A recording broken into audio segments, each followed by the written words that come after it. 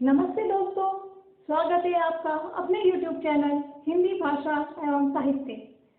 हम कक्षा 10 का बहुत ही महत्वपूर्ण विषय शीर्षक या वाच्य हम कर रहे थे, जिसका भाग 1 हमने पूरा कर लिया था और आज हम बना रहे हैं भाग 2 के बारे में। भाग 2 में हम पढ़ेंगे वाच्य परिवर्तन।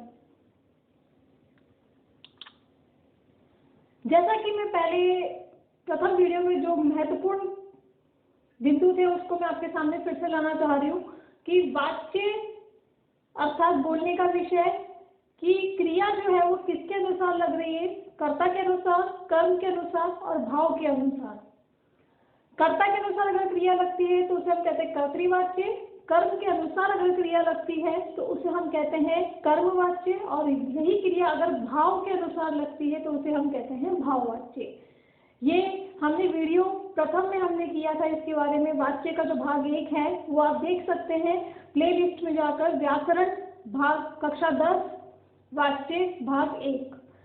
और यहाँ पर अब हम कर रहे हैं कि कर्तृवाच्य जिसमें क्रिया का मुख्य संबंध कर्ता के साथ है, कर्मवाच्य क्रिया का मुख्य संबंध कर्म के साथ होता है और भाववाच्य जिसमें क्रिया का मुख्य संबंध भाव के साथ अर्थात क्रिया खुद ही मुख्य हो जाती है।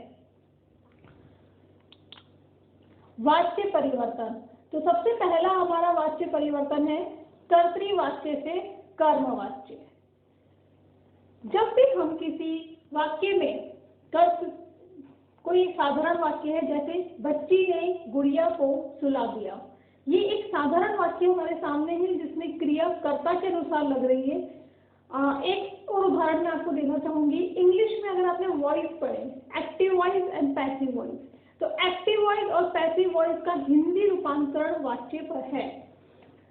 तो जिस प्रकार बच्ची ने गुड़िया को सुला दिया, यहाँ कर्तृवाच्य में कर्ता के बाद अधिकांशतः नए पद हमें देखने को मिलेगा। तो जब हम उस वाक्य का कर्मवाच्य में परिवर्तन करेंगे उस समय हम उस नए परसर्ग को हटाकर कर्ता के बाद द्वारा, से या के द्वारा को लगा देंगे। जैसे बच्ची ने, उसकी जगह हमने लगा दिया बच्ची के द्वारा या बच्ची द्वारा। अब क्रिया का प्रयोग कर्तृवाच्य में कर्ता के लिंग, पुरुष और वचन के अनुसार होता है, वहीं पर कर्मवाच्य में जो क्रिया का प्रयोग होगा वो कर्म के लिंग, पुरुष और वचन के अनुसार होगा और उसमें जा धातु का उचित रूप जोड़ देते हैं। जैसे बच्ची द्वारा गुड़िया को सुला दिया गया, यहाँ पर जा धातु का हमने गया रूप जो है वो वाक्य के अनुसार लिया है। जा धातु के विभिन्न रूप हो सकते हैं, जा रहा है, जा रही है, जा रहा था, जाता है, जाती थी, या गया, जाएगा। तो वाक्य में उसके काल और लिंग वचन के अनुसार ही आपको जा धातु को भी जोड़ना होगा। देखिए और उदाहरण आपके सामने है। जैसे कर्तृवाच्य में हमने बनाया मैंने भोजन खाया, यहाँ पर मैंने को जब हम कर्म में परिवर्तित करेंगे तो जो कर्ता है वो बनेगा मेरे द्वारा, क्योंकि आपको मैंने बताया कर्ता में नए परसर्ग को हटाकर हमें से, द्वारा या के द्वारा को हमें लगाना है। तो मेरे द्वारा, अब वाक्य में कर्म क्या हुआ, कर्ता के द्वारा क्या किया जा रहा है, भोजन खाया जा रहा है। तो यहाँ पर भोजन शब्द जो है वो कर्म है, तो मेरे द्वारा भोजन खाया। अब जा धातु का रूप या क्या वाक्य के अनुसार लगेगा, गया, कि मेरे द्वारा भोजन खाया गया। इसी प्रकार प्रजा को कष्ट दिया, तो यहाँ पर प्रजा को कष्ट दिया गया। इस वाक्य में कर्ता जो है वो मौजूद नहीं है, किसी ने दिया है, पर ये जो कर्तृवाच्य है उसमें प्रजा को कष्ट दिया, किसी ने कष्ट दिया है। लेकिन कर्मवाच्य में जब हम उसे परिवर्तित करेंगे तो उसे हम कहेंगे प्रजा को कष्ट दिया गया।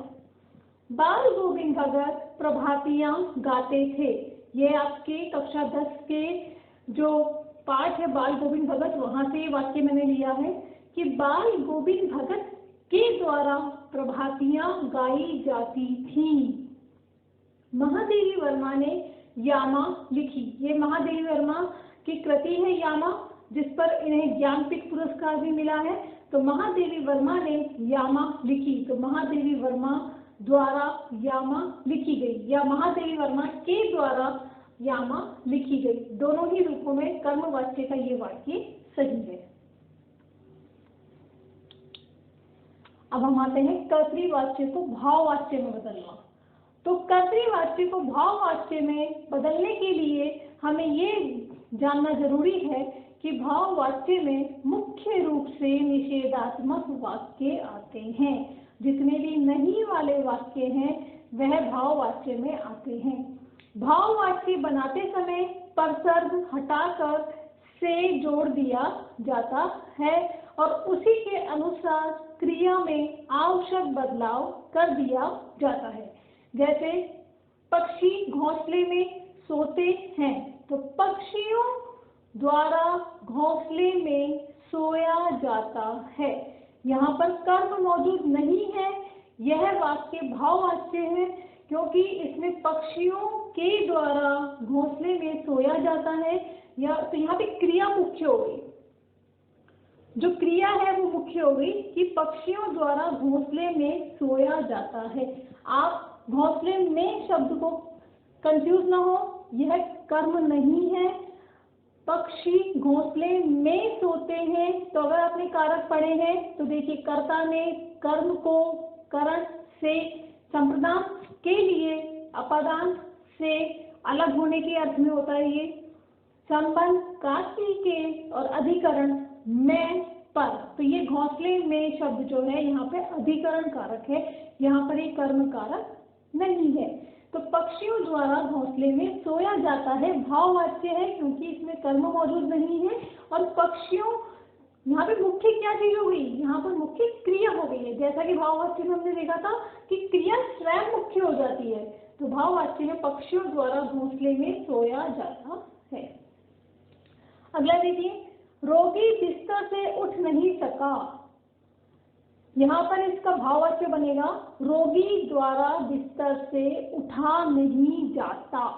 यहाँ पे सत्ता नहीं आएगा, उठा नहीं जाता। तो मैं उम्मीद करती हूँ आपको समझ में आ रहा होगा। अन्य उदाहरण देखिए, मनीष बाहर सो रहा है, तो मनीष से बाहर सोया जा रहा है। ये भाववाच्य है, मनीष से बाहर सोया जा रहा है। कर्तृवाच्य है, साक्षी बैठ नहीं सकी, और जब इसका हमने भाव बदला, भाववाच्य में इसे परिवर्तित किया तो बनेगा साक्षी द्वारा बैठा नहीं जा सका। अब देखिए प्रश्नवाचक वाक्य भी आएगा कि क्या सुरेश खेलेगा, ये आपका कर्तृवाच्य है कि क्या सुरेश खेलेगा। तो अब इसका भाव क्या बनेगा, उसकी जो क्रिया है वो मुख्य बन जाएगी, क्या सुरेश से खेला जाएगा। वह सो गया, तो यहाँ पर इसका भाववाच्य बनेगा उसके द्वारा, जो करता है वह, उसके लिए हमने प्रयोग किया उसके द्वारा सोया गया। तो अभी हमने दो परिवर्तन पढ़े हैं, कर्तृवाच्य से कर्मवाच्य और कर्तृवाच्य से भाववाच्य।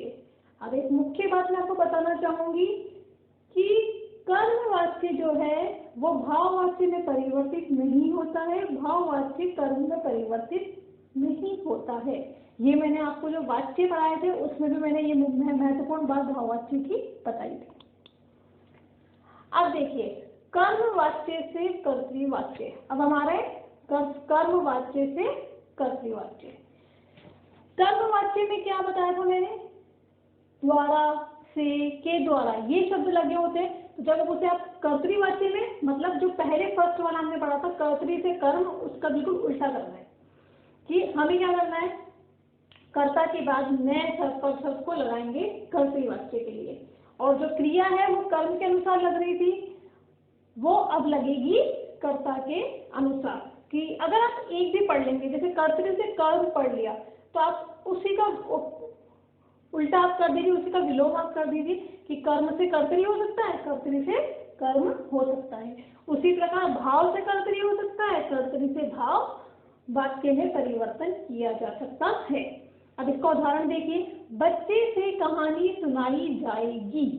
तो यहाँ पर इस कर्म वाच्य के वाक्य को हम परिवर्तित करेंगे कर्तरी वाच्य में, जो बनेगा बच्चा कहानी सुनाएगा, क्योंकि बच्चा इस वाक्य में कर्ता है और सुनाएगा क्रिया जो है वो किसके अनुसार लगी है, कर्ता के अनुसार लगी है।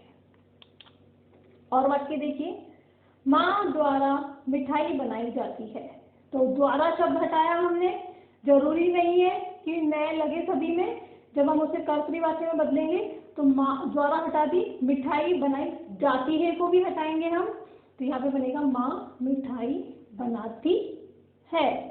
रोहन से मूर्ति बनाई जाती है, मूर्ति स्त्रीलिंग है, जाती है जो क्रिया है वो कर्म के अनुसार लगी है यहाँ पे, लेकिन जब हम उसे कर्तरी वाच्य में परिवर्तित करेंगे तो रोहन मूर्ति बनाता है। निकिता द्वारा भोजन बनाया गया। तो यहाँ पर हमारा वाक्य बनेगा कर्तरी वाच्य में निकिता ने भोजन बनाया। गरीबों में जूते बांटे गए। यहाँ पर इसका कर्तरी वाच्य बनेगा गरीबों में जूते बांटे। अब देखिए भाववाच्य से कर्तरी वाच्य में परिवर्तन। यहाँ पर देखिए कि बच्चे से खूब खिलखिलाया गया, तो एक तो गया हटा देंगे हम, एक से हटा देंगे, तो आपका क्या बनेगा, बच्चा खूब खिलखिलाया। हमसे रहा नहीं गया, तो इसका जो कर्तरी वाच्य है वो क्या बनेगा, हम रह नहीं पाए। हनी से हंसा जाता है, भाववाच्य, हनी हंसता है, कर्तरी वाच्य। उससे रोया भी नहीं जा सका, ये आपका भाववाच्य है, लेकिन इसका कर्तरी वाच्य क्या बनेगा, वह रो भी नहीं सकी। तो 4 परिवर्तन हमने देखे, कर्तरी वाच्य से कर्मवाच्य, कर्तरी वाच्य से भाववाच्य, फिर कर्मवाच्य से कर्तरी वाच्य और भाववाच्य से कर्तरी वाच्य।